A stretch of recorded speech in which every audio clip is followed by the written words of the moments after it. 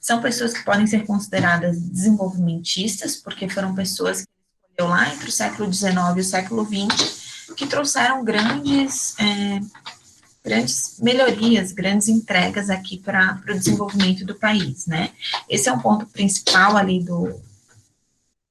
Então, quando vocês fizerem alguma leitura sobre história, fato histórico, eu sempre peço que vocês tomem um cuidado, porque é importante, sim, a gente ter esse olhar de quem foram essas pessoas, mas também é importante a gente saber que a realidade vai muito além desses nomes e a gente vai ter algumas contribuições ligadas a outras pessoas também. Essa daqui é a imagem que retrata os empreendedores.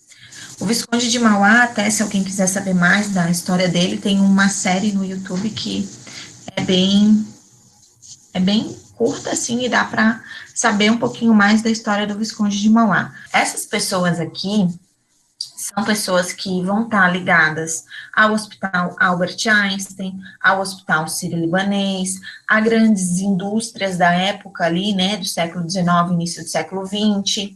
São pessoas que levaram ferrovias, que a gente vai ter aqui a história do Visconde de Mauá. Tem esse Nami que levou, eu não sei se vocês já ouviram a palavra mascate, que levava o comércio para o interior, até fui pesquisar a origem dessa palavra, que vem lá de uma cidade árabe, né? Então, ele levou o comércio para o interior. Então, aqui são grandes conquistas, grandes indústrias. A gente tem a própria Votorantim, que vai estar aqui nesse grupo também. E tem o Herbert de Souza, que ele é considerado um dos pioneiros do empreendedorismo. Lembram aquelas campanhas lá na década de 90, final de 80, 90 agora? Não me recordo muito bem. Que depois virou o Fome Zero, que era o Brasil Sem Miséria. Lembram de campanhas assim? O Herbert de Souza, ele foi uma pessoa muito importante nessa parte do empreendedorismo, né? Ele criou essas bases para que a gente tivesse políticas públicas aí de combate à fome e combate à miséria. Ele é um grande nome, se vocês forem estudar sobre combate à fome, redução de desigualdades, redução da miséria, vocês vão ler sobre o Betinho. Um ponto que eu quero trazer para vocês, né, é essa história aqui. Tem um resumo de todos eles lá no livro. Tem vídeos sobre a história de todas essas pessoas. São pessoas que as informações são fáceis de serem encontradas. O ponto que eu quero trazer para vocês aqui, para vocês pensarem em termos de pioneiros do empreendedorismo, para além dessas pessoas que são consideradas as desenvolvimentistas ou as inovadoras do país. Quem que empreendeu na cidade de vocês nesse período? A cidade de vocês era uma cidade? Ela já tinha se emancipado? Quem que tinha a venda, né, esse papel da venda? Quem tinha o comércio? Quais são as histórias dos pequenos empreendedores que não estão sendo contadas? Quais são as histórias dos empreendedores das periferias? Quais são as histórias das mulheres empreendedoras? Porque ali a gente vê os pioneiros como muitos homens, né? Lembrar também de que a gente tem períodos históricos aqui, entre o século XIX e o século XX, que vão moldar quem a literatura considera esses pioneiros do empreendedorismo. Então, sempre que vocês olharem, quando vocês forem escolher alguém como referência, pensem no contexto histórico daquelas pessoas, pensem também nas facilidades que aquelas pessoas tiveram, né? E lembrem que tem outras tantas histórias para serem contadas, que elas não são as únicas, né? Então, tem trabalho sobre quitandeiras e quituteiras, o papel delas no desenvolvimento, tem trabalho sobre a forma de organização das periferias, a forma de organização do comércio no interior do país. Então, a história dos pioneiros do empreendedorismo, ela vai muito além dos grandes nomes da história, que são pessoas que trouxeram contribuições a nível de Brasil, mas também a história daquelas pessoas que a gente talvez conheça alguém da família, ou até seja alguém da nossa família que ajudou a construir essa história dentro dos nossos municípios e das nossas realidades locais.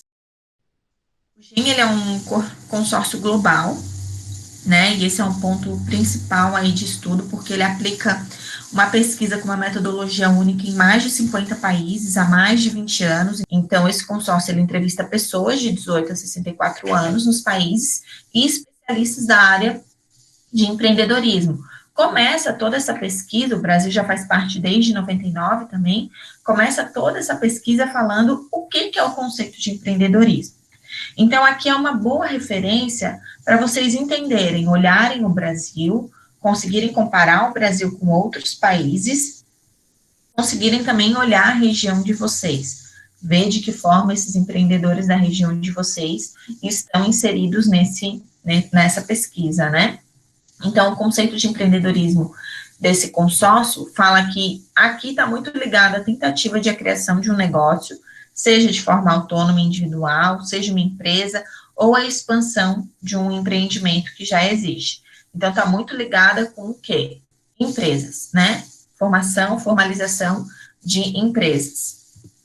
Então, aqui, como eu falei, foi lá em 99 que começou, né? E aqui o estudo traz assim, qual o comportamento das variáveis de empreendedorismo no Brasil? O Brasil, para vocês terem uma noção, assim, de onde ele está dentro desses 50 países aí que fazem parte, né, ele tem uma classificação. O Brasil, ele está, claro, na classificação de países da América Latina e Caribe. Desses países, desses 50 países, é feita uma divisão de países considerados de média renda e países considerados de alta renda. Por exemplo, o Brasil está classificado como média renda. Dentro do grupo do Brasil, média renda também é Equador, Guatemala e México. O Chile, por exemplo, é um país de alta renda, né? Nessa classificação assim, aqui que é feita. Então, o Chile vai ser comparado com países de alta renda na hora das análises, tá? Quando o IBPQ, que é quem cuida dessa pesquisa no Brasil, junto com o SEBRAE, fizeram a metodologia e selecionaram os países que vão ser parâmetro de comparação, porque todo estudo é pautado em parâmetros de comparação, eles selecionaram África do Sul, Alemanha, Austrália, China, Estados Unidos, Índia e México. Por que são esses países escolhidos? Algum em termos de proporção de tamanho, proporção de população, atividade econômica, origem, então, fatores de desenvolvimento, cenários parecidos, então, tudo isso é considerado, né, tem toda uma metodologia também para escolher os países com os quais o Brasil vai ser comparado. Os dados que a gente tem são os dados relativos a 2019 desse estudo, então, claro, 2019 foi um ano que a gente teve muita melhoria em termos de cenário, de otimismo e de empreendedorismo, porém, vai ser legal se a gente conseguir ver os resultados de 2020, desse estudo de 2020, para ver o quanto que aumentou de informalidade, quais são as áreas principais, quem empreendeu mais, quais as faixas etárias. Então, a gente também teria que agora esperar os dados de 2020 para entender os impactos imediatos da pandemia. 2021 também ficam ali como imediatos, depois de médio a longo prazo, qual que foi o impacto na vida dos empreendedores. Porque vai mudar, né? Sabemos, sim, que vai ter uma alteração aí nos índices. Os entrevistados são pessoas em idade entre 18 e 64 anos. No Brasil, a amostra é considerada representativa porque ela alcançou 2.000 entrevistados. E na parte de especialistas, foram ouvidos 67 especialistas sobre o tema de empreendedorismo. Esse é um modelo conceitual, né? O que esse modelo conceitual nos traz e também remete àquilo que a gente já viu de empreendedorismo. A gente tem aqui, por exemplo, que a atividade empreendedora, ela vai ser separada por alguns critérios. Pode ser por fase, pode ser por impacto e pode ser pelo tipo. Esses são os critérios. Se vocês observarem algum deles, a gente já até estudou na disciplina, quando a gente falou das competências. Por fases, a gente vai ter nascentes, novos, estabelecidos e descontinuidade, né? A gente pode ter negócios que também pararam de existir. Pelo impacto, vão ser autocrescimento, inovação e abrangência de mercado, eles são analisados considerando isso, e pelo tipo, né? Se é inicial, estabelecido ou intraempreendedorismo. O que se fala, o que se olha quando se analisa esse modelo conceitual aqui que o estudo nos traz? Ele fala que a atividade empreendedora, na verdade, ela influencia e é influenciada pelos valores sociais, pelos atributos individuais também, né, psicológicos, demográficos, as motivações, que tem todo um contexto econômico, social, cultural e político que norteia essa atividade empreendedora e também sofre influência direta dessa atividade empreendedora. E tem como um resultado, o que se busca quando se fala de empreendedorismo, é esse desenvolvimento socioeconômico, que está lá atrelado aqui, como ele mostra, né, com o contexto econômico, social, cultural e político, tá? Então, aqui também existem os processos, existem uma divisão. E esse processo, ele está muito ligado com a concepção, o nascimento e a persistência desse negócio. Então, tem esses indicadores do potencial empreendedor, que vai estar ali, oportunidades, conhecimentos e habilidades. Aqui a gente já tem o primeiro índice, né, que é a atividade empreendedora e estágio inicial, que a gente vai ter aquele empreendedor nascente, que tem um negócio de 0 a 3 meses, ou proprietário administrador de um negócio novo, que é até 3 anos e meio, e é considerado um negócio estabelecido se tiver acima de 3 anos e meio. Então, esse aqui, qual que é o perfil do empreendedor no estágio inicial, né? A gente tem os atributos individuais, sexo, idade e motivação, tem o setor de atividade e tem o impacto que vai ser buscado, que é o crescimento do negócio, a inovação e a abrangência do mercado. Qualquer uma dessas etapas aqui, tanto da atividade empreendedora em estágio inicial, dos empreendedores nascentes ou dos empreendedores novos, quanto também aqui dos empreendedores estabelecidos, pode ter a descontinuidade do negócio. O que são esses empreendedores iniciais? Então, são aqueles que estão lá na frente dos negócios há pelo menos 42 meses de existência, né, 3 anos e meio, e eles são divididos em duas categorias. Os nascentes, que vão estar ali. O que se fala quando eu estou falando de um empreendedor nascente? São pessoas que estão estruturando um negócio próprio, mas esse negócio ainda não pagou salário, prolabore ou qualquer remuneração para esses proprietários por mais de 3 meses seguidos. Então, não teve esse pagamento, né? Então, é ainda a pessoa que está dando os primeiros passos. Agora, os empreendedores novos, eles já são considerados um estágio à frente, porque já teve alguma forma de remuneração dos proprietários por um período superior de 3 meses e inferior a 42 meses. Então, aqui sim, eu já tenho pagamento de salário, ou prolabore, ou qualquer outra forma de remuneração por mais do que 3 meses, tá? Empreendedores passando esses 42 meses, eu conseguindo ter um prolabore por mais de 42 meses, eu sou considerada, dentro da metodologia, um empreendedor estabelecido, porque é considerado que esse negócio já é consolidado. E aqui é um ponto importante, porque a gente está falando de uma margem temporal de 3 anos e meio. A gente tem um elevado grau de mortalidade das empresas nos 2 primeiros anos dessa empresa. Exatamente, né, além de vários outros fatores, um dos pontos é que a pessoa não consegue obter a renda e ela precisa daquela renda, né? Então, lá nos planejamentos, no planejamento financeiro, passou 2 anos, teve mais custos operacionais e não conseguiu tirar um prolabore, isso acaba fazendo com que a gente tenha um índice de mortalidade muito grande nesses 2 anos e meio do negócio. E, claro, os empreendedores totais, que são esses que são os empreendedores iniciais e os empreendedores estabelecidos.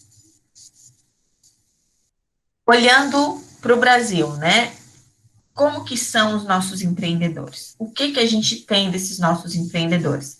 Então, a gente tem uma estimativa aí de 53 milhões de empreendedores no total, com base no que foi feito na pesquisa. Desses, né, a maior parte aí é os empreendedores iniciais, e a gente teve um boom no ano de 2019, talvez o ponto mais alto aí em termos de pesquisa, dos empreendedores novos, que são aqueles que são lá de 0 a 3 meses, né? Então, isso aumentou consideravelmente. A gente tem aproximadamente 21 milhões de pessoas aí nessa faixa, mais 11 milhões ali nos nascentes, e nos estabelecidos corresponde a mais ou menos 22 milhões. Lembrando que isso aqui é dentro daquela população de 18 a 64 anos, né? É uma estimativa calculada com base nesses 18 a 64 anos, que tem o quê? 138 milhões de pessoas como estimativa calculada de acordo com o IBGE, né? Pessoas em idade de 18 a 64 anos, tá? É dentro desse grupo que a gente analisa. Se a gente for comparar, a nossa taxa subiu em 2019, essa taxa de empreendedorismo total, comparada com 2018, ela foi superior à inicial, porque a gente teve um aumento dessa taxa dos empreendedores iniciais e uma queda dos empreendedores totais. Então, a gente teve descontinuidade de negócios mais nos empreendedores totais ali, né, do que naqueles que estavam crescendo, né, abrindo um negócio. O que fez essa taxa dos empreendedores iniciais, sobretudo ali os nascentes, aumentarem? Porque o ano de 2019 foi marcado por uma retomada da economia, tinha um otimismo aí no meio empresarial e financeiro com redução da taxa Selic, possibilidade do uso do FGTS, aumentou consideravelmente os investimentos na Bolsa de Valores, algo que não tinha acontecido nos números de 2019, né, igual a 2019. Vários governos fizeram redução de burocracia para abrir empresa, e também teve ali uma pouca margem da redução da taxa de desemprego, ou seja, o nível de desemprego se manteve praticamente o mesmo, né? Então, isso fez com que algumas pessoas optassem pelo empreendedorismo como uma solução, né? Um empreendimento aí por necessidade, em decorrência também do alto número de desempregados. Essa taxa de potenciais empreendedores, que também é medida, quem tem, né? Quem gostaria de empreender, subiu em 2019, batendo aí 30%, então, também é um número novo, então mais pessoas estão vendo o empreendedorismo como uma forma de renda, também está batendo, né, se a gente for pegar lá um cenário dos 20 anos, que esse estudo também aponta, pelo menos nos últimos anos, ele faz as análises gráficas dos últimos anos, a gente vê que as taxas de empreendedorismo no Brasil estão crescendo. E os especialistas vêm trazendo as justificativas para o aumento dessas taxas, principalmente dos empreendedores iniciais. Um ponto que chama a atenção é que no Brasil a maioria do empreendedor é solo, é carreira solo, né? 3/4 desses empreendedores são os únicos proprietários do negócio, 20% tem um sócio e 4,8% tem mais de um sócio nesses negócios que a gente analisa aqui, considerando a taxa de empreendedores totais. Tem uma redução, se a gente comparar com 2018, que mostra que empreendedores estão mais propensos a estabelecer sociedades. Lembram que a gente analisou as competências? Quando a gente falou da análise da competência, a gente falou de buscar competências complementares quando se busca uma sociedade.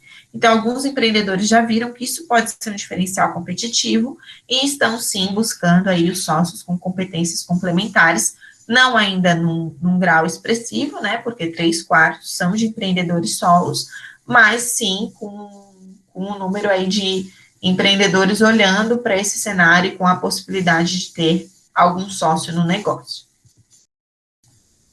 Aqui é um outro ponto do estudo que vai falar sobre a diferença dos empreendedores homens e mulheres. Então, aqui, só para vocês entenderem a legenda, aqui o que está em preto são os empreendedores iniciais, o que está em amarelo ou laranja são os empreendedores estabelecidos, e claro, esse quadrado que representa aqui o branquinho são pessoas que não são empreendedores, né? E aqui ao lado direito a gente tem quantos milhões de indivíduos estão nesse cenário, e aqui ao lado esquerdo a taxa em si. O que a gente pode analisar aqui? Que entre os empreendedores iniciais praticamente não tem diferença entre homens e mulheres, certo? Vocês conseguem ver que a gente tem 23,1% e 23,5%. Então, eu quase não tenho diferença entre esses dois números. Então, isso mostra que tem uma procura por empreender aí por parte de homens e mulheres, né? De abrir um negócio. Quando a gente olha para a taxa dos empreendedores estabelecidos, a gente vai se deparar com uma realidade na qual a maior parte do sexo masculino, dos empreendedores estabelecidos, que são aqueles que têm ali mais de 42 meses de negócio. O que justifica isso? Quando a gente olha essas taxas, a gente não está falando de números, a gente está falando de realidade social, política, financeira, né? Nunca é só um dado solto, a gente faz correlações desse dado. Um ponto muito importante é a longevidade dos negócios das mulheres. A gente observa que o perfil dos negócios de muitas mulheres que empreenderam eram perfis de negócios de serviços domésticos atrelados com atividades domésticas, e isso tem muita concorrência, né? E quando tem muita concorrência, muitas vezes manter esse negócio, manter a longevidade desse negócio é um pouco mais problemático. Até o próprio perfil do negócio vem em decorrência aí da inserção mais tardia da mulher no mercado de trabalho, então, por isso tem esse perfil. Então, e muitas delas empreendem por necessidade. Então, fica um mix de fatores sociais e econômicos que fazem com que, culturalmente, a gente ainda tenha uma disparidade aí quando a gente está olhando para os negócios com mais de 42 meses, tá? Então, é um ponto que algumas políticas públicas pegam esse dado aqui e tentam melhorar, tentam entender, tentam capacitar, tentam trazer outras possibilidades de negócios também para que não fiquem em ramos que podem ter essa quebra, né? E a gente vai ver, eu acredito que a gente vai ver pelos dados aí recentes da pandemia, também aí uma diferença desses empreendedores estabelecidos. Vamos ver quais modelos de negócio vão se manter por mais tempo. Na faixa etária, a gente tem aqui de 18 a 24, foi dividida em 5 grupos, se vocês analisarem, né, de 18 a 24, 25 a 34, 35 a 44, 45 a 54 e 55 a 54. Então, a gente também vai ter um perfil diferente aqui dos empreendedores. A gente tem aqui uma margem praticamente igual de 18 a 44 anos, né, de empreendedores iniciais. 45 a 54 também está próximo, está em 22%. E lá de 55 a 54, a gente vê que tem 12,4%. Isso representa 2,5 milhões de pessoas. O que isso quer dizer? Vou primeiro analisar esse ponto aqui de 55 a 64 anos. Quem são essas pessoas? Quem são esses 2 milhões de pessoas que a gente tem? São pessoas que a gente agora passa a discutir no Brasil um ponto que já é discutido em outros países que são considerados mais desenvolvidos, como a Alemanha, por exemplo, que é o empreendedorismo sênior, que são as pessoas que estão começando um novo negócio depois dos 55 anos de idade. Muitos desses negócios estão nascendo para complementação de renda em decorrência das aposentadorias. Então, são pessoas que estão aposentadas e que querem uma complementação de renda, e a gente vê que vai ter uma tendência maior de aumentar os empreendedores nessa faixa etária por causa da própria reforma previdenciária.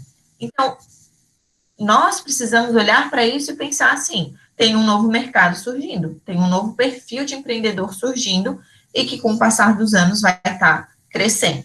Então, essa é a tendência, porque vai acompanhar o que? A pirâmide etária do país, né? A nossa pirâmide etária ainda está concentrada aqui nesse meio, mas ela vai aumentando, né? Se a gente pegar aí os últimos 20 anos, o comportamento da nossa pirâmide etária do país teve uma mudança, sim, no comportamento. E, claro, dos empreendedores estabelecidos, a gente vai ter o maior número aqui dos 45 aos 54 anos, que são mais ou menos 6 milhões de pessoas. De 18 a 24 anos é 1,8, né? Pessoas que aí há mais de 42 meses conseguem pagar o próprio salário. Mas são números que tendem a mudar, porque a gente tem um índice alto aí de empreendedores que estão começando um novo negócio no país, né? Desde 35 a 54 anos, 64 anos aqui, que a gente tem os maiores índices de empreendedores estabelecidos. Além da idade e além do gênero, né, a gente tem outros pontos que são classificados, que é a parte da educação. alguma educação, secundário completo, pós-secundário e experiência de pós-graduação. Então, a gente tem aqui de fundamental incompleto, completo, médio e superior completo ou maior. O nosso perfil aqui, que a gente vai olhar, também vai estar ligado com os empreendedores iniciais e os estabelecidos. E pegando aqui, né, em parte de fundamental incompleto, a gente tem iniciais 18%, mais lá dos que estão estabelecidos 23%, que são 7 milhões de pessoas. Tem o ensino fundamental incompleto, mas tem negócios com mais de 42 meses pagando Prolabore. É um índice alto, é o nosso maior índice, se a gente for olhar aqui, desses empreendedores, né? Fundamental completo, nascentes 23,3%, e lá estabelecidos 20%, médio e superior, mudam as nossas taxas também, de negócios estabelecidos e negócios aí, empreendedores iniciais. Então, a gente pode ver que está crescente aqui, olha, analisem, né, comparando por educação, a gente vê que tem uma crescente dos empreendedores iniciais proporcional ao grau de escolaridade, vocês conseguem olhar isso? Eu tenho mais pessoas com um grau de escolaridade maior agora iniciando negócios, né? Eu estou saindo aqui 5%, claro que aqui é proporcional, né? Médio completo corresponde a 14 milhões de pessoas, também é um ponto que a gente tem que ver, porque considera esse perfil das pessoas. Mas aqui eu tenho 5 milhões, 14 milhões, que é o nosso maior aqui, né? Número de empreendedores é com ensino médio completo, 6,8 e 5,5. Isso também está ligado totalmente com as questões de alfabetização do país e escolaridade do país. Se a gente for olhar os números, a gente consegue ver essas estimativas. E dos estabelecidos, a gente tem o nosso maior número aqui também, em número absoluto, no médio completo, que são 7,3 milhões. Mas, proporcionalmente, a gente tem essa crescente aqui para superior, e em compensação dos estabelecidos, né, de forma proporcional, fica aqui no fundamental incompleto, tá? Na parte de renda, a gente tem uma divisão aqui também de 5 pontos, que vai de até um salário mínimo para mais de 6 salários mínimos, então é importante a gente olhar aqui as estimativas, né, em termos de milhões de pessoas, talvez fique mais fácil de compreender o que é esse número. Mais de 3 até 6 salários mínimos são 8 milhões de pessoas, e também nos estabelecidos é o nosso maior número aqui, absoluto, 5,8. E aqui a gente vai ter que esses estabelecidos aqui tendem a ganhar, né, apesar de ser 2,8%, mais de 6 salários mínimos. A gente tem aqui quase 9 milhões de empreendedores empreendendo para ter um salário mínimo, R$ 1.100. Parem e pensem, como essa pessoa vai ter funcionários? Se o que ela consegue tirar de renda ali de Prolabore é R$ 1.100. Se a gente começar a comparar, num gráfico, ele deve ser olhado sozinho. A gente tem todo um cenário aqui, e lá no estudo, ele vai falar muito sobre os problemas de desigualdade no país. Vocês sabem que o Brasil está entre os países mais desiguais, isso já é algo que vem nos acompanhando aí ao longo dos anos. Então, a gente vai ter muitos empreendedores por necessidade, a gente vai ter muitos empreendedores empreendendo para ganhar até 2 salários mínimos, né? Se a gente for somar esses números aqui, é difícil, né? É uma renda que fica complexa de fazer a expansão desse negócio, de gerar emprego, né? Porque quando a gente está falando de empreendedorismo, a gente tem uma expectativa de, além de a pessoa ter o salário dela, que ela gere riqueza também gerando outros empregos, empregando outras pessoas. Claro que existem diferentes tipos de atividades dentro do empreendedorismo, mas isso aqui também é um ponto de análise que a gente tem que pensar, onde que eu quero chegar quando eu empreender? Talvez a meta de todos seja ter mais de 6 salários mínimos, né? Quem empreende, muito difícil quem empreende cursando um nível superior, vai ter uma estimativa de ganhar até um salário mínimo, certo? Até porque o nível superior pode ser uma das formas que a pessoa escolheu para se capacitar para ter uma renda maior, né? E normalmente a procura pelo ensino superior está atrelada a ter um salário e uma renda maior. Então, também é um ponto que quando vocês forem fazer lá as estimativas, fluxos de caixa dos negócios de vocês, vocês têm que estimar o Prolabore de vocês. Claro que isso aqui nos dá um parâmetro de como que está o país, mas é importante vocês também verem, lembrarem, né, que existem ainda algumas barreiras para empreender e para estabelecer um negócio. Em termos de ocupações, né, se a pessoa é empregada, se tem outra ocupação paralela, por exemplo, se é aposentado, inválido, claro, eles até perguntam, mas não teve nenhum ponto. Se é desempregado e procurando emprego, a gente vai ver que tá os nossos índices maiores aqui, se olharmos, né, em termos, tirando o empregado ali, dona de casa em período integral e estudante, ou nenhuma outra ocupação. A gente tem muitos empreendedores que não têm nenhuma outra ocupação, que eles são focados em empreender. A forma que eles acharam de ter renda e de ter trabalho é através do empreendedorismo. Aqui estão os maiores números, ó, 47% nos iniciais, 63% nos estabelecidos. O que chama atenção nesse gráfico? O número de pessoas que estão empreendendo aqui nos iniciais, mas que estão procurando emprego, 15%, ou que acabaram se estabelecendo, 8,8%, mas que continuam procurando emprego. Um ponto é, se essa pessoa continua procurando emprego, ela vai fechar o negócio dela quando ela conseguir esse emprego? Se ela fechar, a gente tem uma redução considerável das nossas margens de empreendedorismo, porque ela ainda não vê a profissão empreendedor como a profissão dela. Ela vê como uma profissão que está ocupando uma lacuna, que é a lacuna do emprego, né? Ela não tem um emprego, então empreendeu. Logo, se ela conseguir um emprego, o estudo acredita que muitas pessoas conseguindo esse emprego vão deixar de ser empreendedoras. Então, elas não estão vendo o empreendedorismo como uma profissão, e sim como uma necessidade de se manter com alguma renda nesse período, tá? Então, é um ponto que chama atenção.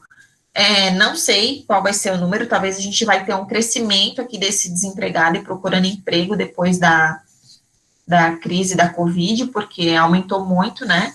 Tem alguns números que falam que a gente vai sair de 12 para 21 milhões de desempregados, então isso normalmente acaba fazendo algumas pessoas empreenderem, então a gente vai ter talvez uma mudança aqui desse cenário, mas em 2021 talvez seja mais fácil visualizar, né? Mas eu acredito que em 2020 a gente já tenha muitos impactos. Saindo desses dados mais sociodemográficos, a gente tem a motivação para empreender. Os primeiros estudos falavam só de duas classificações: empreendedor por oportunidade e empreendedor por necessidade. Então, todo mundo era colocado nesse bloco: ou eu empreendo por oportunidade, ou eu empreendo por necessidade. A evolução dos estudos lá com os especialistas verificou que não é correto, que muitas vezes a pessoa pode ter mais de uma motivação, que é muito frágil colocar a pessoa só numa caixinha, né, dentro dessas possibilidades de empreendedorismo. E criaram aqui 4 possibilidades, que foram o que a gente até já viu nos nossos artigos, a gente fez Kahoot sobre isso. O que a gente não tinha visto ainda era para continuar uma tradição familiar. Muita gente não é nem necessidade, não é oportunidade. É aquele perfil que tem um negócio da família e vai continuar, né? Essa pessoa está empreendendo por necessidade, por oportunidade, muito difícil falar se é um ou se é outro. Às vezes ela não se enxerga em nenhum dos dois. Mas se a gente olhar se a pessoa tem mais ou menos de uma motivação, a maior parte dos nossos empreendedores empreende por mais de um motivo, né? Não é só um ou outro. E isso vai nos dar os resultados que a gente tem aqui embaixo. A gente tem um número muito expressivo, talvez, em todos eles. Mas o que a gente vê uma crescente aqui para fazer a diferença no mundo, que é aquele empreendedorismo social? A gente pode ter isso, sim, como um dos pontos, um dos pilares aí que a pessoa quer fazer diferença no mundo. Então, isso vem crescendo ao longo dos últimos anos e até é motivado esse crescimento, né? Então, a gente tem um número alto. A ganhar a vida é o empreendedor por necessidade aqui. Tradição familiar está um pouco menor e muitas pessoas vislumbrando essas grandes riquezas, que também é algo que, um ponto que eu vou chamar a atenção de vocês, é que muita gente que vai empreender se baseia nas grandes histórias de sucesso, né? E olha só um lado dessas histórias, olha só a parte bonita do empreendedorismo, olha só a parte que a pessoa saiu do zero e virou uma pessoa milionária. É igual quase uma relação que muitas pessoas fazem de investir na bolsa de valores. A pessoa acha que ela vai começar a investir hoje e amanhã ela já está milionária, né? A pessoa acha, algumas pessoas acham que vão começar a empreender hoje e ano que vem elas já estão milionárias. Acontece, ok? Não vou dizer que não, mas qual é o percentual dessas pessoas no universo de empreendedores ou no universo de investidores? É baixíssimo, né?